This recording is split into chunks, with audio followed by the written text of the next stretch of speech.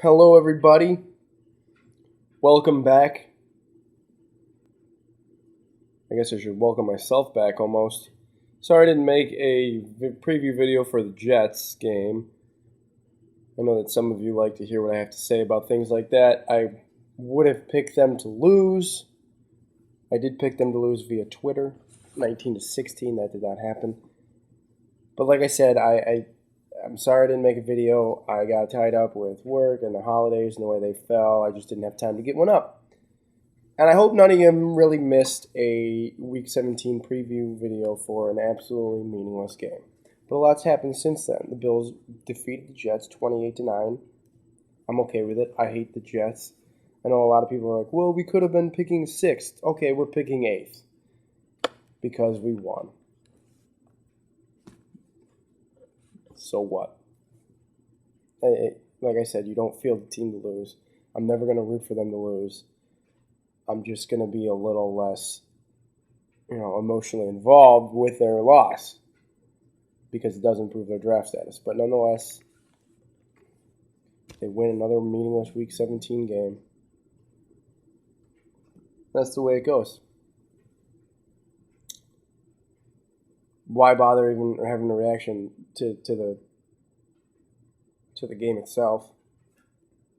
Except the Brad Smith touchdown. What a middle finger to Rex Ryan. That was awesome. Mark Sanchez is just brutal.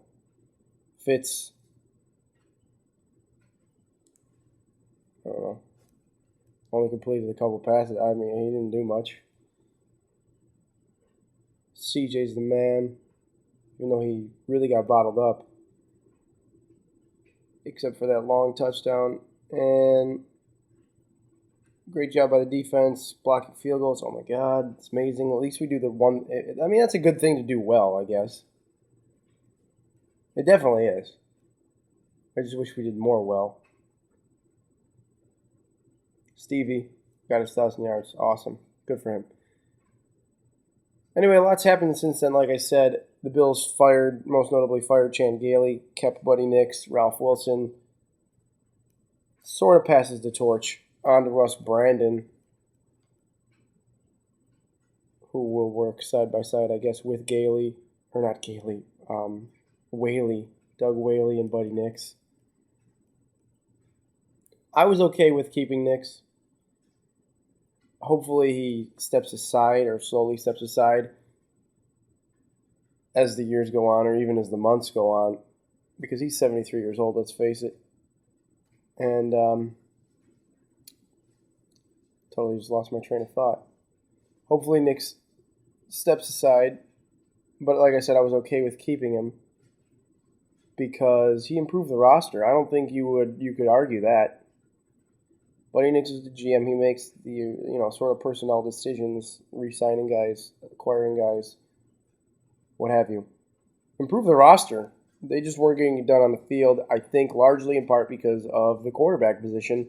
And Gailey was probably in Nix's ear saying, I can do it with this guy. And Buddy Nix saying, okay, well, let's let it happen. And it didn't happen. So Buddy Nix has said they're going to draft a quarterback this year.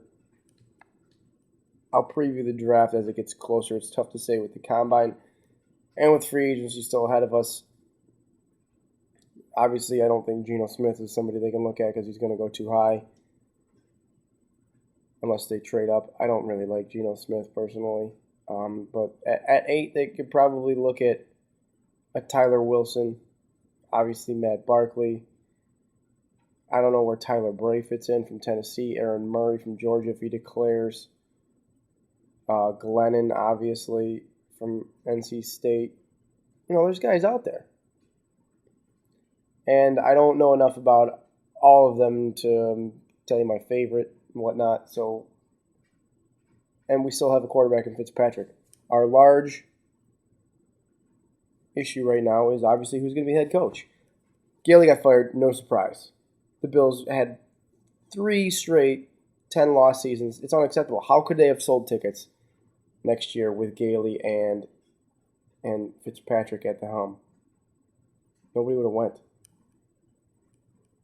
So they made the right move. They fired Gailey. They fired the whole staff. And you know what? Chan Gailey, I like him. Great guy. I loved his little 90-second farewell speech. He beat New England, so thank you for that. It just didn't work out. Sorry, Chan. I like you though. Just didn't work out. So moving forward, who have the Bills interviewed so far? Ken Wisenhunt, Ray Horton. They got meetings scheduled with Chip Kelly, with Lovie Smith, with Mike McCoy. This is good. Russ Brandon said they were going to leave no stone unturned, and clearly they're not going to, because they're exhausting all the candidates. I would still like to see them interview like a Mike Zimmer, defensive coordinator from the Bengals, but he's kind of tied up with the playoffs right now, and he can't interview for any jobs during a playoff week. So Mike McCoy can because they're off this week. I don't really want Mike McCoy unless he comes with Peyton Manning. I just don't like him. I just feel like Peyton Manning's the offensive coordinator, you know? Ray Horton runs a 3-4 defense as he did with the Cardinals. Might have just been the Rooney Rule candidate. I respect what he's trying to do and trying to get a head coaching position. I don't know if he's going to get one, though. I think he was just kind of a sexy name for a Rooney Rule, and I hate to say that, but that's just because of the Rooney Rule, you have created, in an effort to eliminate racism, you have sort of created racism. And I'm done with the whole race thing. All I'm saying is, in an effort to eliminate guys or teams sort of being prejudiced or discriminatory, you obligate them to bring in these obligatory guys. Like, it's kind of silly.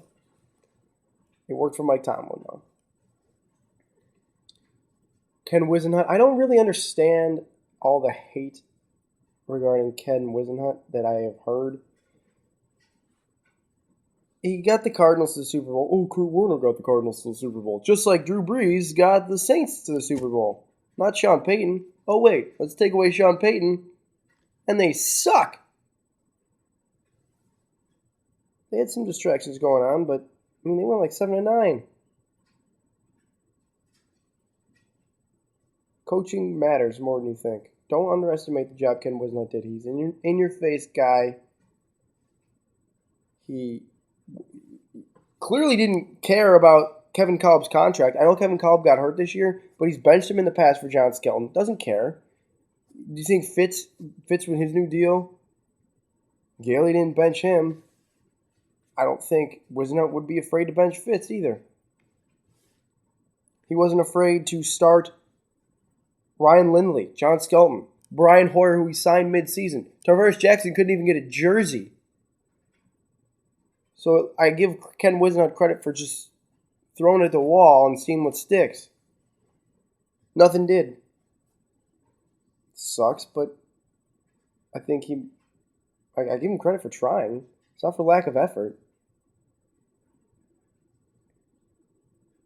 He was one of the hotter, sexier head coach candidates when he became available, and then the Cardinals started doing pretty well. Mind you, they had Kurt Warner. That's, I get that. He had the talent there, and just hasn't been able to find a quarterback since. Kevin Kolb can't stay healthy. It's supposed to be the guy. They were 4-1 when Kolb got hurt against the Bills, and in a good game against the Bills, possibly a chance to go to 5-1. Then he gets hurt, and then John Skelton throws 2 picks. And then it's all downhill from there. They won on the road in New England. It doesn't happen by accident. Anyway, that's just my Ken Wisenhunt thing. I don't get why everyone hates him so much. Chip Kelly, fresh off a Fiesta Bowl win, team looked pretty good. I don't know how his offense will translate to the NFL. There's obviously some sort of adjustment, but I think people are high on college coaches right now because of Jim Harbaugh and because of Pete Carroll. And because of guys like Russell Wilson succeeding. Pete Carroll and Russell Wilson. And then Colin Kaepernick and Jim Harbaugh. They both have those young... Kaepernick's not a rookie, but he might as well be. He hardly played last year. young athletic quarterbacks. And that's really what the Bills are probably in the market for. So Chip Kelly brings something interesting, an interesting dynamic to it. He would need a completely, not that his defense is, not, people keep bringing up the fact that his defenses are bad, but they were up by like 59 at halftime sometimes. So I don't, and they played pretty well last night against Kansas State. So I think he does a pretty good job with his defense. The defense needs to be pretty well conditioned because they're on the field a lot because the offense, bang, bang, bang, touchdown. Get back out there, guys. I would be intrigued by a Chip Kelly hiring. I just feel like Philly's going to get him for some reason, just with Vic or, I don't know, with McCoy. No, we have Spiller. I for some reason, I think it's going to be Philly. Could even be Cleveland. But it's interesting to know that the Bills are in the mix of three. The other one, Lovie Smith.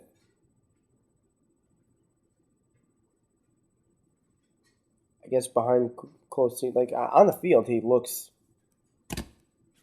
headset. Doesn't look very animated on the field, but I guess behind the scenes he can get in your face. He just doesn't like to call people out. At least that's what Reuben Brown says. He did a pretty good job in Chicago. Got to one Super Bowl with Rex Grossman. Rode the defense. He's a good defensive coach. The Bills need a good defensive coach. Let's face that. But if Lovie Smith comes, he needs an offensive coordinator, a straight-up offensive coordinator. Chicago really couldn't figure it out. It's not Lovie Smith's fault the offensive line played like garbage. We have a better offensive line. We have a running back who is equally, if not more talented than Matt Forte and C.J. Spiller. Brandon Marshall's probably a bit better of a receiver than Stevie Johnson, but I would say he's comparable. It's got to come down to the quarterback position, which the Bills are in position to grab at 8th overall in the draft. I don't personally have a favorite. I guess if I had to list them, it would be Lovie and Chip, followed by Zimmer and Wisenhunt. Those would be my top four. Lovie, Chip would share 1, 2. I guess Zimmer would be 3. And then Wisenhunt would be 4. But I don't really care who it is. I'm going to support who it is, regardless of any scenario. I just hope it's the right guy. I don't care who you pick. Just make sure he's the right guy. That's it. It's all the Bills fans can ask for.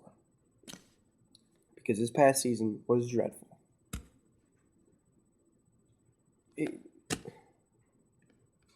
We could have been worse.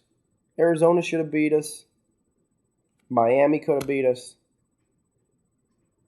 The only games we won convincingly, I would say, were the Jets, the Browns, not even convincingly, but they won by 2 scores, so I'll give them that. Jets, Browns, Chiefs, obviously. Who else did they beat? Cardinals could have beat us. Dolphins could have beat us. Who was the 6th win? Oh my God, I don't even know. Jacksonville. Okay, that's a good win. But they really could have been 4-12 this year, no problem. They let games get away. Obviously they could have beat Tennessee. They could have beat St. Louis. But they just got blown out way too many times. It was just pathetic. They needed an overhaul, and I hope it doesn't turn into like a complete rebuild with the coach, because I think they have a lot of the pieces in place. They need to re-sign Jarvis Bird.